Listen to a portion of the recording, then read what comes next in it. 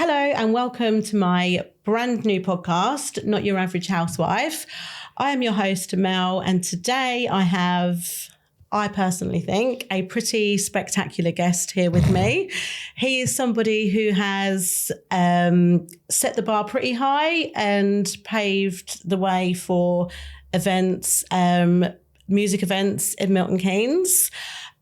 He is the man, the myth, the legend, the owner and founder of Ultra Vegas, Mr. Marc Carter. Wow. Mel.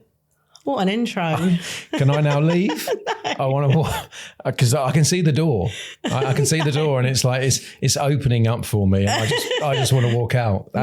You're here now. No, It's true. You really have. Whenever anybody thinks, as you know, we were talking previously about various different music events and that seem to be sort of popping up all over the place now and how amazing it is. But whenever you mention to anybody from this area about events or music events, people will go, obviously age depending, oh, did you used to go to Ultra Vegas? Wasn't Ultra Vegas amazing? And it's something that everybody knows. And I feel like it really did set the bar with events in this area, particularly house music events. Yeah, I think we were lucky. Previous to that, I was doing a night called IQ, which was at the Sanctuary, and previous to that, it was actually in Bedford. Okay. So I started really early 90s. So booking DJs like John Da Silva, who is an incredible DJ, who doesn't now DJ enough and should be, because the guy is just such a pioneer. He really is. Billy Nasty. People of that ilk, DIY crew, people like Diggs and Whoosh. Then obviously the kind of names that you still resonate with Ultra Vegas, like Judge Jules or John Pleased. I had LTJ Bookham play a jazzy house set at IQ, which was just off the scale. Carl Cox came and played for me. He played a house set. I'm actually seeing him this year. Believe it or not, I've never, ever seen him play. The guy's... Never. There is a reason why he has been around for this long. He is a true pioneer. He's an incredibly gifted deck technician. And he always makes himself relevant. So, but he also pioneers sounds as well. Yeah. So... when he came out of sort of he was in funk and soul, then he had a sound system, and that's how he kind of got into the rave scene because he had a sound system. So everybody would be wanting to have his sound system at the raves. Then they said, "Oh, do you want to warm up?" And that's how the transition happened for that man. And he is the main man. He is the epitome of if you want to put DJ. DJs in a pyramid, he's at the top of it. And rightly so. Yeah, absolutely. I mean, I was lucky enough to be pretty close with him a couple of years ago because he did Brighton on the Beach, and he had Sasha and Digweed and Annie Mac and Frankie Wah, and I went along. It was amazing. Absolutely. I mean, and the weather was atrocious. Luckily, I was in an area that was quite covered. And he's just incredible. So I was lucky to do that with IQ. The Sanctuary, as you know, was the mecca of the rave scene with the likes of Helter Skelter, Dreamscape, and, Roast. I mean, there were so many brands that went into that building. Yeah. And I don't think a lot of people realise how important Milton Keynes was in the early years of sort of parties.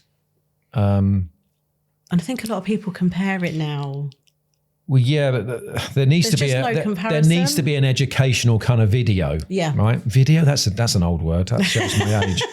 But there should be an educational reel. Yeah, real. There should be something that sort of talks about how important Milton Keynes was and certain individuals. Eddie Richards was synonymous with the rave scene and was headlining so many events. Evil Eddie Richards, guy came from Milton Keynes. He launched the first actual DJ agency which was Dynamics, which was here in Fenny Stratford. Oh, really? Yep. That guy obviously did Outer Limits, Sexy. You know, the guy paved the way. And you had people like Tony Hayter, who did Sunrise and Back to the Future, two of the most iconic raves that were the first raves to be known as raves. And they're all from this area. Yeah. You know, those are the two subjects that I've just spoke about. They're from Milton Keynes. You then had Dreamscape and you know, Murray and Helter Skelter with Dave Prattley and Penny. They were all in this area. So this was huge. You know, this was a huge piece of history right in Milton Keynes. And I know that we're the butt of a lot of people's jokes, you know, about roundabouts and concrete cows and nothing going on. And I can assure you that wasn't the case. Yeah. So when we were talking like sort of 90s? So this was, this would be very early 90s, sort of stroke, very late 80s. Yeah. So, the second summer of love, as they call it, was 88, 89. And then you know, it then started really happening with, you know, the likes of parties in London, you know, like Genesis and all that kind of stuff. And then obviously the Fab Four went off to Ibiza, you know, Mr. Oakenfold and Mr. Rampling, and then they brought back, and they were doing Future, they were doing Shoom. This is when the whole thing started to really accelerate. This is when it was like, whoa, you know, there's a scene here, and it was raw and it was amazing, and people were just talking. They were just walking up, hearing about it, going, oh my God. Because previously you went out and you were wearing trousers, you had to wear a collar. And there was some half okay music. This was totally different. And this just, it took everybody just, you know, and obviously the other things that were associated with it, which, you know, were the drugs. And that's, you know, the acid house scene, et cetera, et cetera. You know, we don't need to go into that because everyone knows they did go sort of hand in hand. Yeah, of Not course. everybody indulged, but a majority did. But it was about finding yourself. It was about, you know, trying new things, wearing new clothes. Just being you. Just being you. Without actually searching for who am I, and going out to these events either on your own or with a group of people, small or large, and just letting yourself go and it becoming the norm. You know, you forgot about your daily 9 to 5. You were just living for the weekend. And, you know, I was lucky, you know, because I was born in the 60s. My God. I am old enough to remember it, and I was there. And I was lucky. And I think that was a really nice sort of basis to go, well, I'd like to do something like this. And that's kind of where it started. Yeah. I really loved what I did with IQ. So what made you sort of bring the transition from that to... Well, I mean, IQ was... it got to a point where I grew it out of Bedford, and as typical, and it still goes on now, but greedy club owners. I was filling it every fortnight, booking various DJs, headline DJs, and I had a couple of really talented residents from different areas. And one of the areas was Milton Keynes. And there was a lot of people coming across from Milton Keynes when I was looking at it, because you could join my membership.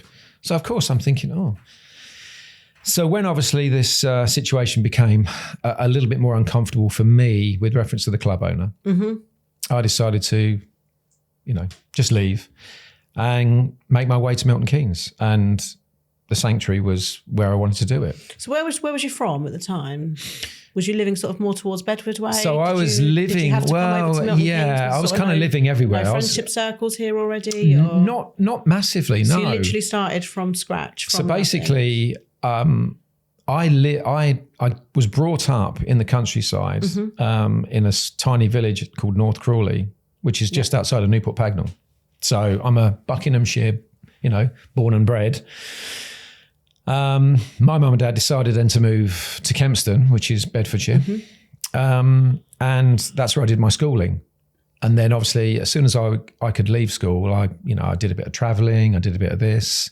I was never your run-of-your-mill sort of teenager. I was doing things a bit differently. My parents were quite liberal like that, so they kind of let me do what I wanted to do. And yeah, I kind of saw the pull from Milton Keynes, but I didn't know anybody in Milton Keynes really, only the people that were coming to the event. Yeah. So I kind of got to know them.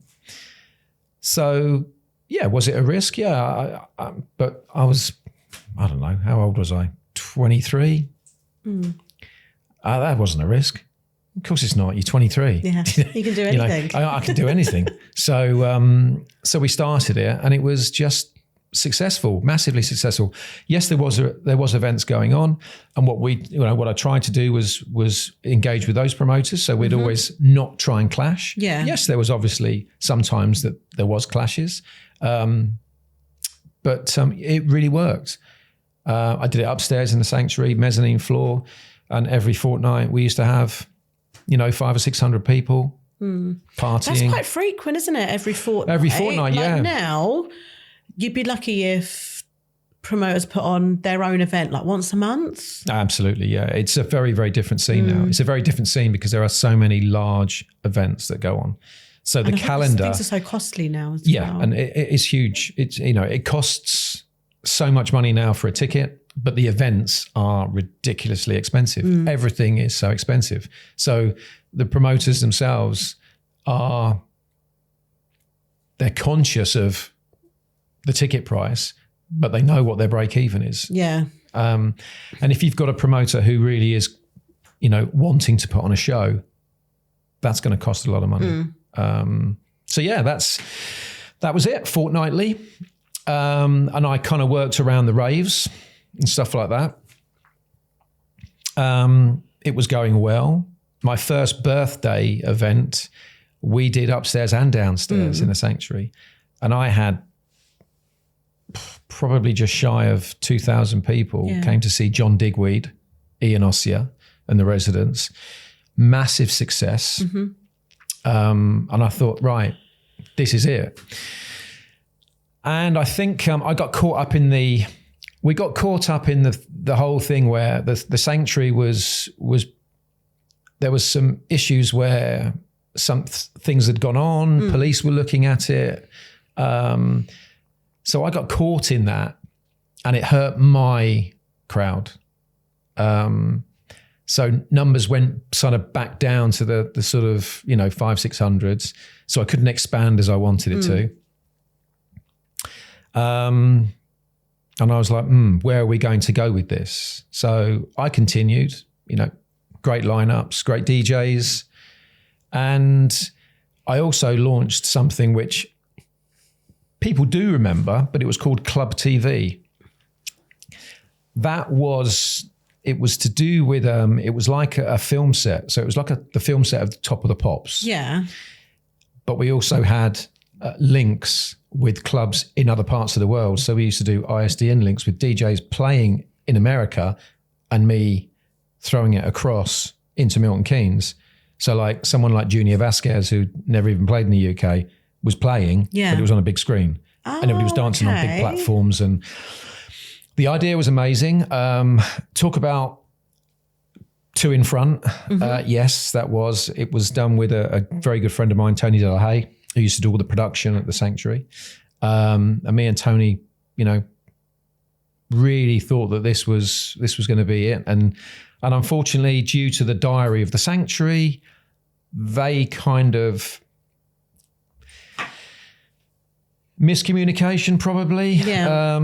We ended up having to scrap the Saturdays and have to do then Fridays weekly and then do once a month on a Saturday. Really confusing for everybody. And I think it kind of ruined that flow. I had some massive DJs build. I had Sasha, Carl Cox again, Boy George.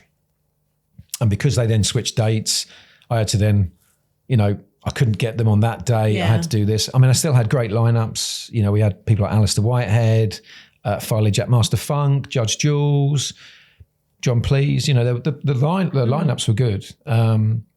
But it had its problems. And I thought, this is going to be very difficult. I need to do it somewhere else. And there wasn't somewhere else. Yeah. So at that point, I was already putting my head together with two gentlemen called Richard Long and Gary Smart. Mm-hmm. And Richard and Gary were promoters in Milton Keynes. They were up in the central Milton Keynes area. Richard was doing Flip the Script, and Gary was doing promotions. They also did Honey, I Funked the Kids and stuff like that. They were doing brilliant promotions. So we did a New Year's Eve together as IQ and the Brands. And it was really, really popular, really great. And it shifted me from Sanctuary sort of Bletchley area into central Milton Keynes. Yeah. And we sat down and thought, let's try and do something together. So we did. And Ultra Vegas was, put together. The iconic.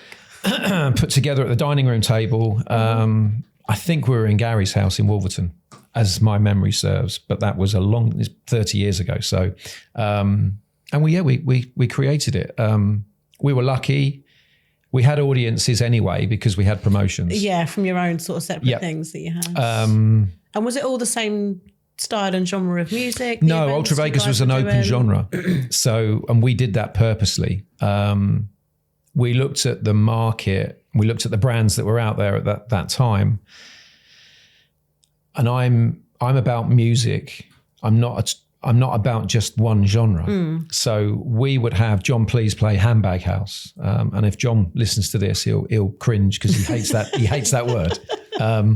But a very sort of Moneypenny-esque, very glamorous, very just feel good music, which is, it's got, piano, it's got everything. It's got, quite funky. Hands up in the air, and it's just about dancing. We would then go deeper. We'd have people like Derek Carter. We crossed over into the garage scene when UKG started blowing up, and we had Matt Jam Lamont, Carl Tough Enough Brown playing at a house gig. And then you'd have all you'd have all the standards. You'd have Brandon, you'd have Alex, you'd have Tony DeVitt, who was then on the harder edge. We had Tidy Tracks. So we would go across. And then obviously as trance started progressing, we had people like Scott Bond and, so the music was very open. And I think what was great was that Milton Keynes had a lot of, I'm going to say 18-year-olds because I've spoken to so many people over the last couple of decades that said, yeah, we used to come. And I'm like, how old are you? And they'd go, we're that age. And I'm like, well, you were 16 when you were coming into my club. And I'm thinking, the doorman didn't do that. I was. Yeah. Well, you could because your dad was on the door. So, but, and I was thinking, wow, the doorman let in a lot of people that were underage. Yeah, it was a different world. It was a different world. I mean, somebody said to me that they had a little business and they were doing fake IDs at college and selling them. And I'm like, and no one even looked. Of course it didn't. It was different then. It was completely different to what it is now. And you had these people that were, I'd see them one week wearing trousers and a loud shirt. And they would dress very well. And they came, they had fun. They were like, wow, this is amazing. They didn't probably know the DJ that was headlining, but they'd got told that it was happening upstairs at the Winter Gardens. This was going on. Everyone's going there. And everybody goes for different reasons. It could be a group of guys go, well, all the hot women are in there. All the hot girls are in there and we've got to go. Or somebody's playing, I've heard a mixtape. Oh my God, I've got to go and see him live. It doesn't matter, it was just so busy. And it just grew like that. I saw people in that outfit. 4 weeks later, they had colour in their hair, pipe cleaners in their hair. They were wearing unisex. They were wearing unisex clothes, and they were holding hands. You know, the guy would probably be, you know, holding hands with a girl going in the club. And then 3 weeks later, he might be holding hands with a boy in the club. Everybody was experimenting in whatever they were wanting to, whether that be their sexuality, their taste in music, their taste in how they wanted to live. But they were it was all in front of them, and they absorbed it. And they then took it on. And it was lovely seeing how a lot of people went week to week, but also a lot of people then, they'd say to me at the end of the night, Mark, we're not coming next week because we're going up to Moneypennies, or we're going to Gatecrasher, or we're going to, you know, and it was great that they started their journey, but then they were going out and they were like seeing all these other amazing, you know, brands. And yeah, gutting for me, but also proud that it's like, well, you know, we created something and we opened up their eyes. They loved what they were seeing, and they then chose to go elsewhere once or twice a month. But they'd always come back to us. So was this? Did you used to do this weekly? Then every Saturday night, every Saturday night. Then there was a point where we actually took over the Winter Gardens, myself and Gary. Richard, bless him, Richard decided that he just said, "Look, it's not for me, and I just want to be the resident DJ." And Richard is incredibly gifted. I mean, he's a lovely guy. I love him to bits. Yeah, I met him on New Year. Still see him now. Still talk to him all the time. You know, and that's, you know, 30 years, over 30 years. So, it's brilliant. And that's something that means a lot to me. There's a lot of people that are still linked with me from Ultra Vegas and from IQ that I still have a lot of time for, and I still see. So I'm blessed with people that, you know, I've got around me. You know, it's lovely. It really is lovely. So, but yeah, me and Gary then started to create something in the Winter Gardens itself. We rebranded some of the buildings. You know, we had the blah blah bar, we had ground level, then we had the garden bar with the restaurant called the Big Kitchen, and it was tapas. You know, probably the first tapas restaurant in Milton Keynes.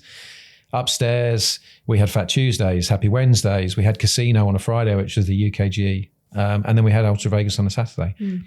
It was busy, shall we say. Yeah. I think I used to do about 100 hours a week. What time to be alive? So my hourly rate was probably about 45 pence an hour that I got paid because there were so many hours that I did. But I wouldn't replace it for anything. And it was incredible.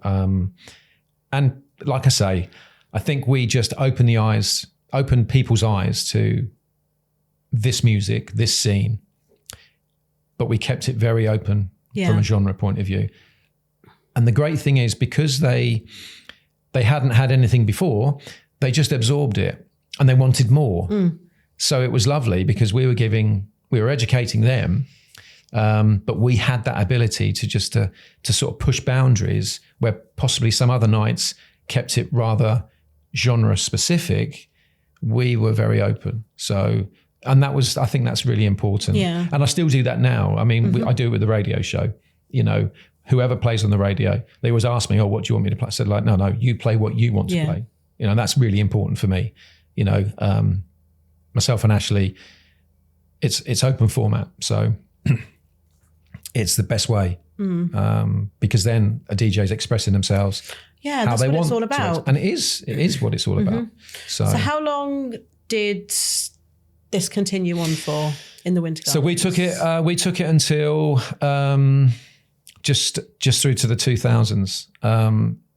It was massively successful. The only reason why we had to stop there is the Winter Gardens had a change of ownership. Okay. And Hilton, who bought it, didn't want a nightclub on their portfolio. Even though, how many years had Ultra Vegas been running then? It was 5. And even given how successful it was, they were still like, no, we want to stop. We had to leave, and then it all got boarded up. I mean, it was offices, and it just was something that wasn't on their portfolio. They bought, they bought living well, and it just, that's how it happened. So we went down to the Golden Flamingo. But it wasn't called the Golden Flamingo then. It was called, afterwards, it was called... Empire? Empire. Thank you very much. Well done, Mel. So yeah, that's where we did then a Friday night. Yeah, and isn't that all boarded up now? That's gone. When did that go? A long time ago. That's been bulldozed along with Cafe Moonshine, and now that's Because wasn't that Empire Morrison's. was on the long stretch? Do you know what? Who did I say this to the other day? I think it was my older daughter was saying something about the bowling, and I said, "Oh yeah, is that by?" And then, was it my mum? And someone was like, "No, Mel, that's been torn down for years." It was torn down a lot. Wasn't the Empire boarded up for about 10 years before it was boarded up a long time? Yeah, nobody bought it. Nobody took it over. Well, I think it's such because a shame, isn't it? It's Morrison's now, isn't it? It is, yeah. And, I mean, we can go for a dance in Morrison's. I don't know whether they'd appreciate it. I don't know what aisle's playing what music. We could sort of... I've got decks now, haven't I? I'll take them. Yeah, exactly. We'll pop in there. But, we did that on a Friday night. Slightly different vibe. All our members and all our followers came.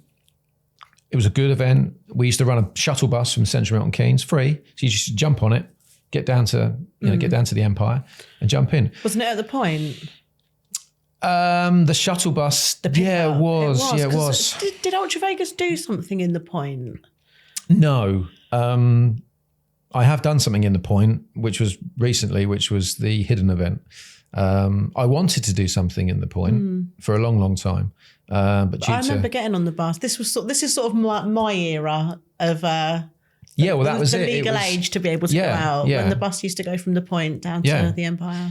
Again, it was great. At the time, me and Gary were looking at our own venue. And that was purely because of the experience that we'd had at the Winter Gardens, because we actually took over, the actual running of it. And we were unsuccessful. We couldn't find something which matched what we wanted. And so we kind of looked at it and thought, maybe it's time just to hang the boots up, which was a shame. But we were running out of venues, to be honest. And did you find at this time as well, because I think everybody would agree, as sort of the years went on, the whole club rave scene it's completely changed. It's nothing like it was. So did you sort of notice it starting to change at this point? It did start to change. It got it got so much more difficult to book headliners. The prices were going through the roof.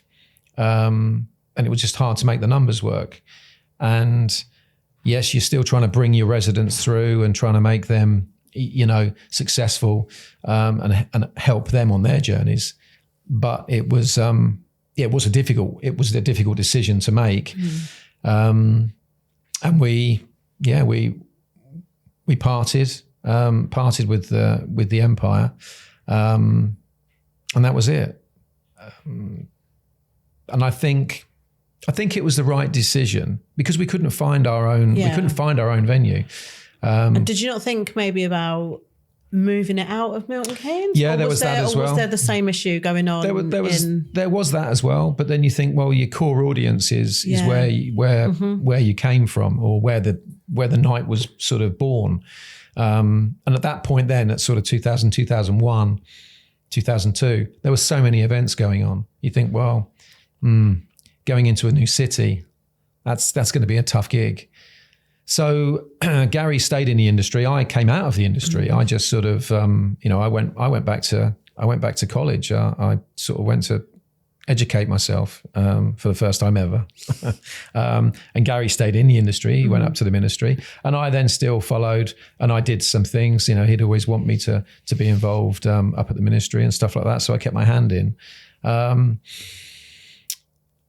And I think it wasn't until probably 2007, 2008 that I did a couple of one-offs in Milton Keynes. Yeah. One in Revolution, couple in Barcassa. I then did a festival in Campbell Park for a couple of years. That was free. So the brand has always sort of kept its attachment to people. It's so lovely that people speak of it so highly. And I think that's probably because they have these unbelievable memories of whether it be meeting there. I have messages from people and they say, I met my now wife at your event. and we have 3 children, and we've set up 2 businesses, and we've traveled the world. And if it wasn't for your event, I wouldn't have met her. Yeah. And I think that's lovely. It's lovely for them to have that attachment to the brand. And that's happened lots of times. People that are in the industry working in music have said, my first experience was your event. I went every week. I loved it. And now I'm working in the music industry, So things like that are really, really lovely. It's really heartwarming to hear how, people have made decisions and gone on their journeys and through the power of music, And it is, don't you agree? And this is something I feel really, really strongly about. Music, it doesn't get the credit it deserves. No, I don't think it does. It's free. The majority of my own healing journey has come from music. It's something I still do now. And it's just so underrated, and it just doesn't get the credit it deserves. Music changes my mood in a heartbeat. Yeah. If I've had a bad day, movement. If I've had a bad day or something's happened, or I can put music on and it can completely change my mood. It does, doesn't it? It then sets me up to then go, right, okay, so I need to go through these 3 steps. Yeah, you can take it on then from a sort of a different perspective, from a clear headspace. Yeah. I mean, don't get me wrong, it's not for everybody. I mean, not everybody looks at it like that. Yeah. But I think there's a large amount of people that do. I think it does affect people like that. Yeah. And that's why I've kind of. Yes, I stepped out of it, but I didn't. I never it never left me. Yeah. So what did you do? Obviously, I know you've got a really massive event coming up in May, and we are going to talk about that as well. But I'm going to call it sort of a little break between that finishing on the weekly where you had it at the same venue every week, to then sort of where you are now. What did you sort of do in between that period? So I work in the auto.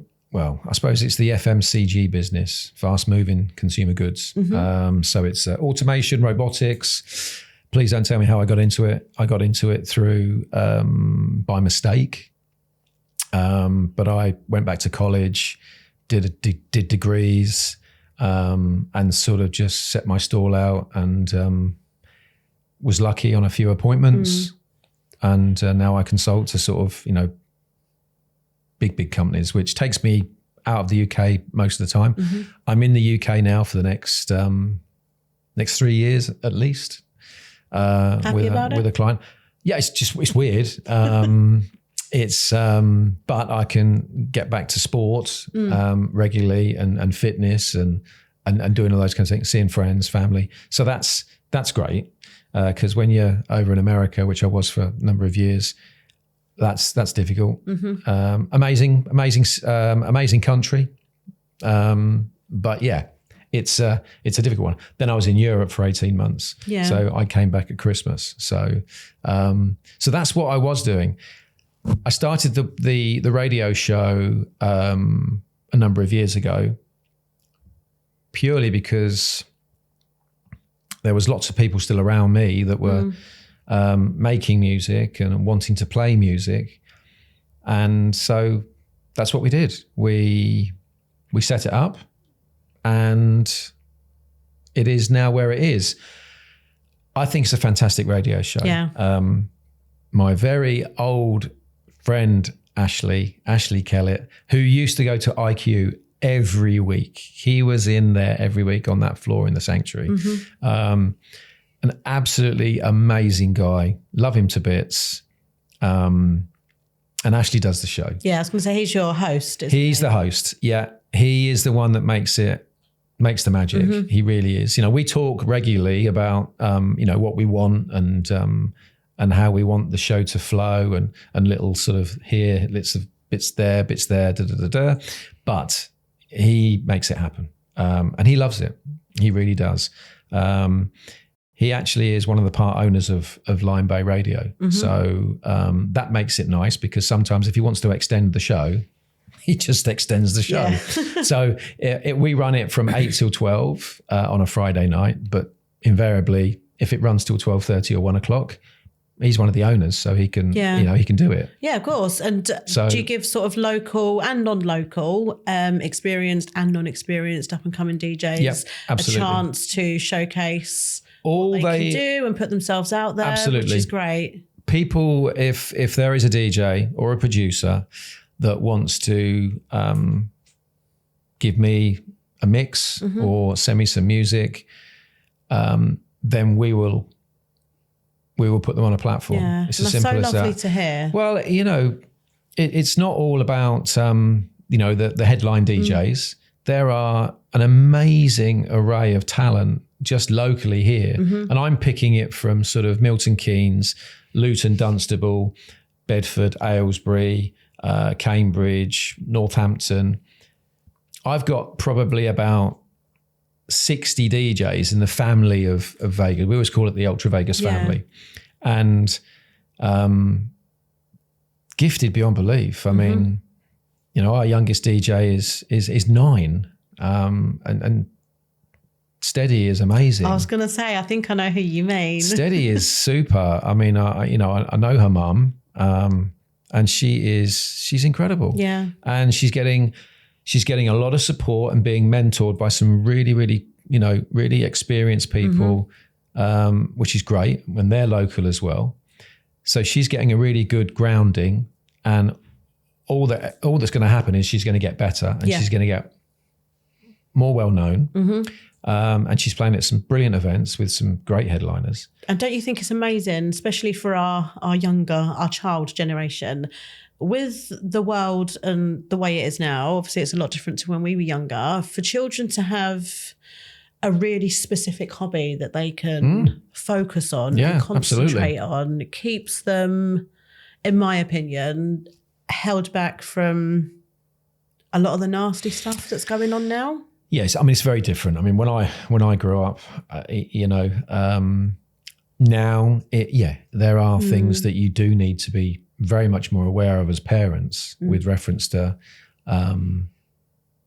what's going on in the world. Yeah, so I think giving a child so young a real focus like that is just absolutely amazing. Absolutely.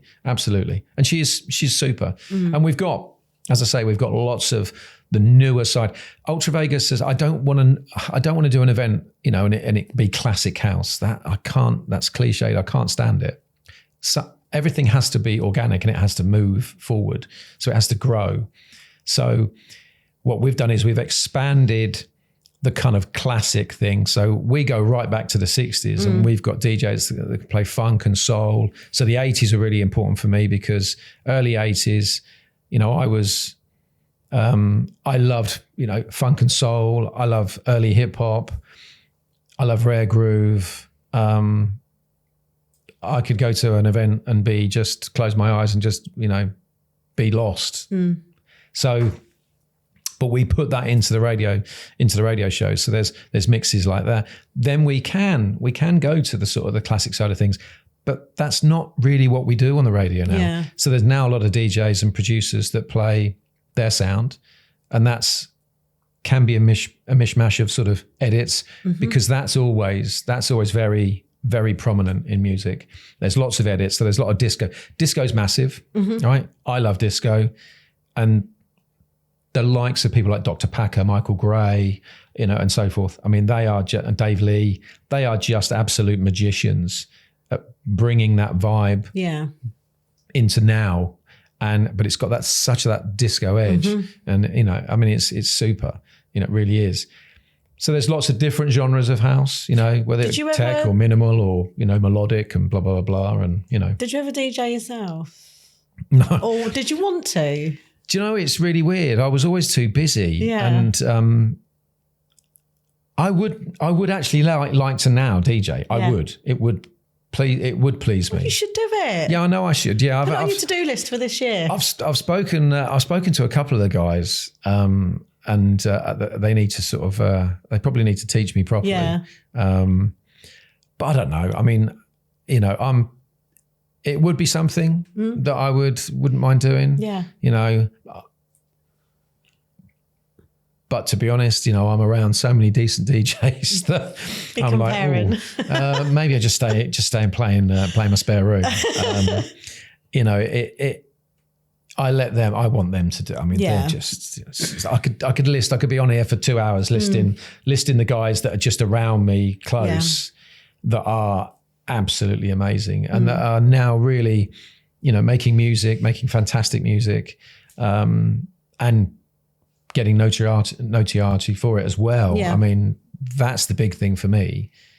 Now they're actually making it, and they're making big things happen for themselves, which is fantastic. But yeah, so the radio show, it kind of brought it back. It gave me the ability to still have Ultra Vegas out there in the marketplace, as it were. Yes, I did look at doing things, and it was always in the back of my mind, but because of being out of the country, it was near on impossible. And then I had the opportunity to do something with Hidden. So what was your role in that? Well, it was very back of house. So Ollie spoke to me, and I'd met Ollie before many years ago. And he said, look, I've got this idea. And he had exactly the same idea as me. I was looking, and I was looking for a space or a building that had never been used before. And I was just going to do a pop-up party. And I was looking everywhere, actively looking. I mean, I had ideas of, a party at the top of the multi-story car park and things like that. Now, my brain works like that. Could it happen? Possibly. You always see on Instagram and Facebook and social media about all these amazing events in America or Europe, and they're in such obscure places. And you think, I keep seeing some in like kebab shops. Wow, I mean, popping up. It's just like, wow, that is cool. Why can't we do that here? Yeah. The UK is a little bit more different, and they're a little bit more conservative in what they allow and with rules and regulations and stuff like that. So, but I was looking, and obviously Ollie said, look, I'd love you to get involved. And my point of involvement was I couldn't come in as a partner because I was still working away. And I thought that was unfair to me, not unfair to anybody else. It was unfair to me. So I said, look, I will give you as much support as I can, which he was a little bit surprised at because I never talked about money or anything. So probably this is a bit of a spoiler, but a lot of people think I own Hidden. And do you not? And newsflash, I don't. But as I say, Ollie, Chris and Mitch are a fantastic trio of gentlemen. They've put a lot into what they do. And I think it's been amazing for what the couple of years they've been going to do what they've done in Milton Keynes. It's kind of sparked. Now, I'm not saying that things weren't happening before. You've got the likes of MK11, which is more live, predominantly live, but you've got Unit 9, fantastic. Dom and Jamie do a great job there. And they're moving forward all the time. It's really positive. They're not so much house, they're more drum and bass. Yeah. But they do sort of house events, they do trance, et cetera, et cetera. So again, it's keeping it alive. Yeah. You've got other nights. I mean, back in the day, you had like the Garden Party, which was done by Damien. You had Tahannon, which was done by Lee Clark. And all these really cool events that were going on. And as I say, I'm not going to disrespect anybody by not mentioning them, but there was a lot of really cool productions and promotions that had like pockets of crowds. And there was like, 200, 300, 400 people going to these events, and they were all slightly different. So again, keeping it alive. But I think what Hidden did at the start, it was like, boom. It was like, this is big. And I think it woke up a lot of people. Also, you had the younger people going, okay, so they actually are now doing something for us as well. Yeah. So you had that mixed crowd. So that was good. Fred Roche Gardens was a perfect place for it. It was hidden, hence the name Hidden. People were like, where is it? Oh my God, I didn't even know this existed. And they lived in Milton Keynes all their life. So that was really, really cool. I enjoyed it. Again, it brought Ultra Vegas into the marketplace once more and into people's eye line. And it's like, oh, there's my brand. And, you know, there it is. And people are like, oh, cool, cool, cool. So, you know, we did some things with them and the likes of, you know, Paul Oakenfold, Roger Sanchez, etc. So it was nice to again, speak to those guys. And it kind of set it up quite nicely because I think right now, there are so many promotions that are going on, which I think is really great. I do. You know, you've got your brand. There's enough people. Your brand is brilliant. It's an amazing cause, and that is just incredible. So that for me is massive. That's only going to grow. Yeah. That's only going to grow. You're going to continue. It will, trust me. It will. And it will just start moving because people have a great time. Yeah. And they'll go, can't wait for the next one, you know, and they're going to tell 10 people or 20 people and they're going to, you know, maybe half of them are going to come that time. So the numbers will always grow. It's not going to go anywhere but up. Yeah.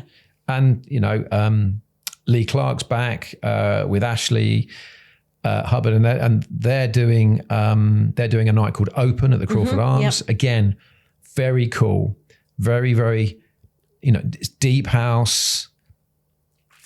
That's a scene which has not been touched a lot. You know, Lee did it with Tahanan, really successful. So again, there's that going on. House Rocks with Paul and Andy. Again, it's all great because this now is it's bringing people out. And people are like, okay. Together. And bringing people together. Like we discussed earlier, although they're all predominantly house music events, they all put their own individual spin on it. And I feel like they all have identities. Yeah, and they all, what's the word I'm looking for? They all appeal to a completely different demographic of people. So there is always something to suit. Yep. As long as you like house music. Well, I don't know. I think it's more if you like to dance. Yeah. You know, if you like to listen to music that's going to make you move, then just come out. You know, I don't know I don't know how it capitulated, and that's a big word. I can't spell it, but I can say it. When Ultra Vegas stopped, it just, as I say, it just disappeared and no one sort of took the mantle. But I think there was a live music kind of push, and I think younger generations were sort of like doing different things. They were going into bars and just listening to music. They didn't really bother about knowing who was DJing or who the artist was or who the producer was. And at that time, I think a lot of people, if we go back a couple of years, the millennium, that hurt a lot of people. A lot of events were put out there, stupid ticket prices, and I think it put a lot of people off. Yeah. A lot of people are like, I'm not going to pay that. So they sort of drifted a bit, and then obviously we stopped, and then through the noughties, it was difficult. It was difficult. Yeah, as I say, I did a couple of one-offs. When it all changed, I don't know. I can't put my finger on one thing. Yeah, I mean, I did a couple of one-offs in Revolution and Bar Casa, and I had people like Seb come down and stuff like that. But you are putting something very big on in May, aren't you? Well, I hope it's very big. Yeah, it will be very big. Well, the thing is, it's like, a lot of people have been saying about, and I've been putting some teasers out. So I've kind of set myself up for a fall. I put some teasers out about the Winter Gardens. If Ultra Vegas is going to do another event, and I'm not talking about a co-promotion with Hidden or, you know, doing a stage with Hidden and stuff like that, that will continue. This year it's not. We've gone on a different tact with Hidden, reference to there's a lot of things going on very close that are very house orientated and a specific genre of house. So there's no point in trying to fight because their headliners are just huge. Yeah. So we've got to, you got to go right. So there's, Abode, Hospitality, and the likes of those brands are at Hidden this year. Fantastic. The show is going to be off the scale. It's in a different spot. People will be surprised. Yep. Is it still a secret? It is still a secret. Okay. Yeah. Although you might be able to work it out by a postcode and then looking around, maybe. So that's going to be amazing. Yeah. But Ultra Vegas' home is the Winter Gardens, and nothing has gone on there for 25 years. Yeah. I'm close. There's another piece of the puzzle that's got to be put in. And then we can then look at doing something in 2026. I can't say for definite because this piece is rather large and it's going to need a lot of schmoozing. Yeah. And it's going to take a lot of work to get it to where it needs to be. But I'm quietly confident. So that's super exciting. Yep. Because it'll be an Ultra Vegas full Winter Gardens complex event 2.0 because I will exactly like it was before. No, it'll be on steroids this time. Oh, okay. Yeah, it'll be on steroids. So that's going to be an amazing. So that's something to look forward to. Yeah, and hopefully next year. Yeah, and it's going to be. I want Oliver and Mitch and Chris to be involved from an operator point of view as well. There's no way that I can put an event on for 6,000 to 8,000 people, and trust me, it is going to be that big on my own. Tell us a bit more about May. May, right. Well, because I couldn't do the Winter Gardens this year, I was like, it needs something. I need to do something. And I loved looking at what you were doing. And I think, it gave me, because of the platform I have with Ultra Vegas and so many people are associated with it, the event that I did at the Point with Hidden was for Willen Hospice because they were very, very kind in allowing us to do it in the Willen Hospice shop, which was the bingo hall underneath the Point. Yep. So I was desperate to do something again with them. And the Brothers Supper, which is who are Shane and Aaron, they approached me and said, we've got this wonderful space. Come and have a look at it. So I kind of went over there and I could see what I could do with it in nice months. Wouldn't be a winter thing, but it would be somewhere where we'd hopefully have a bit of sunshine and blue sky.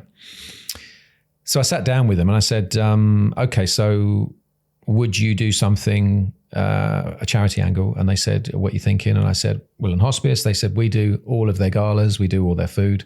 The Brothers Suppers they are chefs. They're amazing. Yeah. Absolutely fantastic. Lovely guys. So it then started to work like that. So I then put it out to all of the family, as in the UV family, which you are a part of now. And I said, look, guys, got this idea. What do you think? And everybody came back and said like, oh, wow, this is going to be great. Amazing. Let's do it. So then we started to properly put it together. I've had huge support from so many different people. But my idea was, I don't want to just do it for charity. It's going to be 100% for charity. Yeah. And then that's where the challenge comes in. It's like, okay, I've got to do an event which represents my brand, which is quality. Well, in my eyes it is. But I've got no money to do it. But all the money we're raising is going to charity, so where's it coming from? So, and I'm like, right, okay. Now, if I was a multimillionaire, it wouldn't be a problem at all. I'd just go, bit of chump change and I'll just put it on and lovely jubbly, Unfortunately, I'm not, which is a crying shame. So we then had to orchestrate something. So we then had the idea of the sign-ups and the donate to dance. So I then had to speak to Willen to look at it from a legal perspective because they're a charity, and we had to look at it from a perspective of we're not forcing people to donate to come, and there's that it's a very grey area and it's a fine line. So we had to make sure that sort of all worked. We got that sorted, and I'm now in the midst. I'm now at the moment in the midst of raising money from sponsors. So fantastic! I've had a fantastic response. I've contacted all my fellow business owners and entrepreneurs around the area. They love what we're going to do, and who it's for, who it's in aid of. Yeah. So that's how we're doing it. So basically, we have sponsors.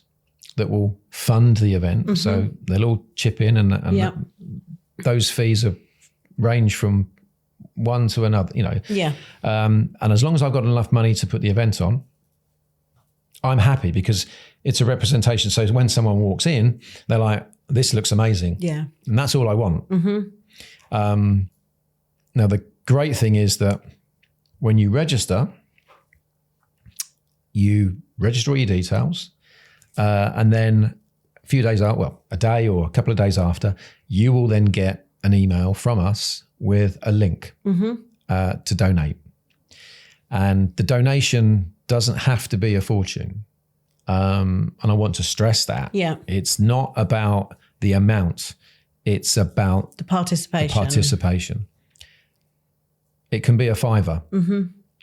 And you donate, and that goes 100% to Willen. Yeah. And also, because it's a donation and because the way we've structured it, you've got gift aid on top of that. So a further 25% then goes to the charity. So once you've then donated, it triggers an email to me, and then I send everybody a 4-digit code. It sounds long-winded. Is this still open for people to register? Absolutely.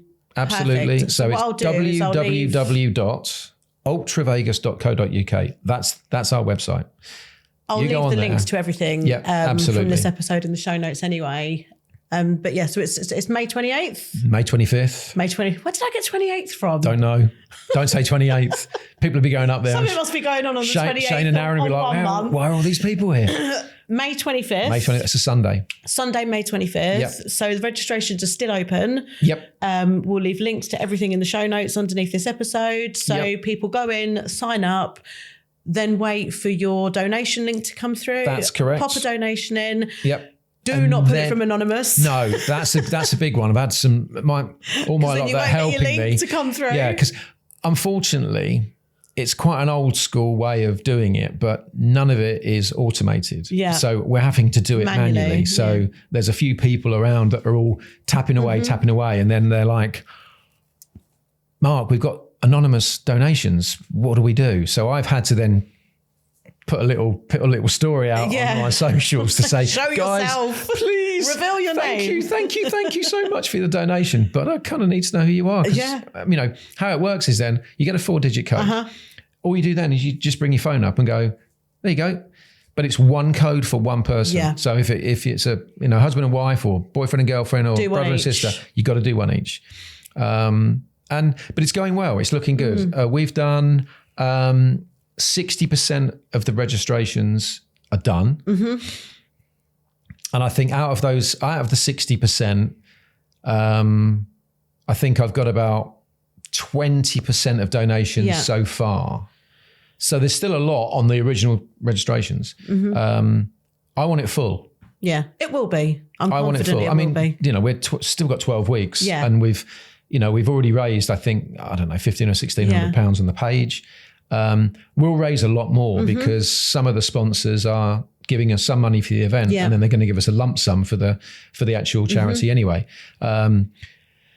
We've got some merch, and all that is going to go to charity, so people can buy things. Amazing. And that'll all go to charity. The car park, there's a car park opposite the venue for 200 or 300 cars.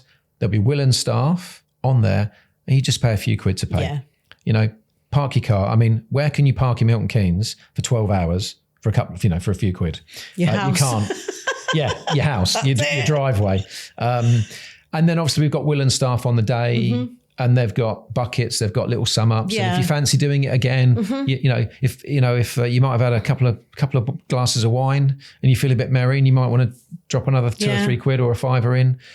Everything is going to go straight to Willen. Or forfeit your 2 or 3 glasses of wine, do 15. Or or a bottle of wine and you drop 100 in. Exactly. And I'm happy with that as well. But Ultra Vegas as a business is not accepting any money at all. The sponsorship will go to a separate account. So all the sponsors will get an invoice and it goes into a separate account, and that's how we then pay for the events, because the event is in May, as we said, but we don't know what the weather's going to be like. It could be beautiful. It also could be raining. It will be. It won't be raining. But I've got We're you covered. manifesting a sunny day. I've got you covered literally because we're going to stretch tent all of the outside. Perfect. Which is going to create a wicked. It's going to create just a wicked vibe. But you've got sound systems, production, lighting. You've got staging. You've got dancers and performers. Yeah. You've then got the toilets. I've got posh toilets coming in. I'm not putting the little plastic TARDISes in. Portaloos. No, I'm not doing that. I thought we'd have buckets. No, I'm not doing that. I might do that for the men, but for the ladies, it's posh all the way. Well, there's nothing, we want to do things properly. Yeah. But there's a lot to put together. A lot to do, yeah. And it all costs money. And I say, I've got some fantastic support from companies. And once we get to a point, there's going to be lots of social media coverage with reference to who made this happen. That's really important to me. Yeah. Because if people don't help, it doesn't happen. Like I say, unless I'm a multimillionaire, and that's, I'm not. So that's brilliant because the support has been huge. But I'm really excited to do the event. Willen are so excited. Willen are so excited. And they're such an amazing cause as well. Absolutely. And it's got such an association. When I spoke to all the guys that are in the family, the UV family, it's that charity has had so much to do with a lot of them personally. Had a lot of impact on a lot of people's lives. Recently we've lost a few DJs, and one was cared for there for the last number of weeks. So it's very close to home. Yeah. So it means a lot to all of us, and I think we want to try and put something together from a community perspective. Yeah. Ultra Vegas is a Milton Keynes brand. The sponsors are all going to be Milton Keynes businesses and brands. The majority of the performers are going to be from the area. So it's all about that collectiveness, and it's all about sort of moving forward. And I'm a massive advocate, and I'm a massive supporter of everything that goes on. So, I'm massively behind what you're doing, and all other promotions, because it's not about, well, I don't see it as competition. It's about creating a scene again, creating something which is people can go out and enjoy themselves. And we start to sort of, bring back what it was. I don't think we're going to bring back the heady days of the 90s, I have to say. No. But if it's something, you've got venue owners like Dom and Jamie at Unit 9. They are trying their hardest, and they are putting on a super, super venue. And they're always raising the bar, and they're pushing and pushing and pushing. And that needs to be supported, as well as your event needs to be supported. You're building your brand and you're pushing the awareness, for the charities, et cetera, et cetera. That all needs to be put in the marketplace. I can't stress it enough, So that's what it's all about. This is just another sort of cog in that wheel. Yeah. But it's, we've sort of pushed the boat out. There is 3 arenas of music. Yeah.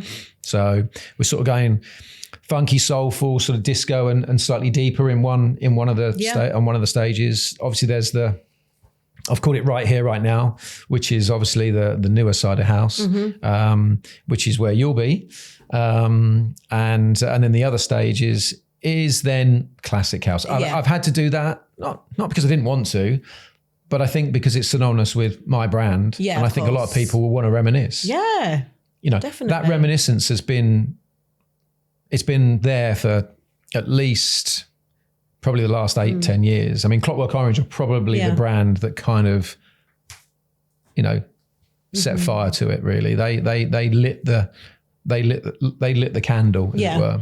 And actually, it's Danny's birthday today.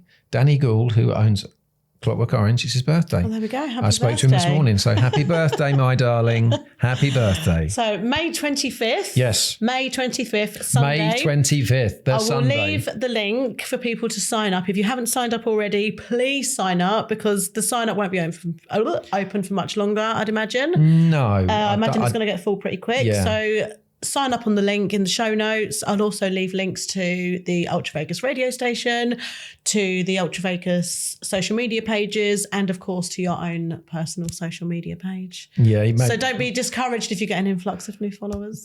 I don't think so, dearie me. I think people will switch off. Probably the only one. I'm going to say hello to Mel's mum, Elaine. Hi, Elaine. Oh, big up Elaine. Yeah, Elaine big up will be Elaine. watching. Yeah. She'd be the only probably supporter. So yeah. Oh, well, thank you so much for coming on and sharing your words of wisdom. Yeah, wisdom. But thank you so much, Mel. Really appreciate it. So thank you so much. Thank you. No problem. Take care.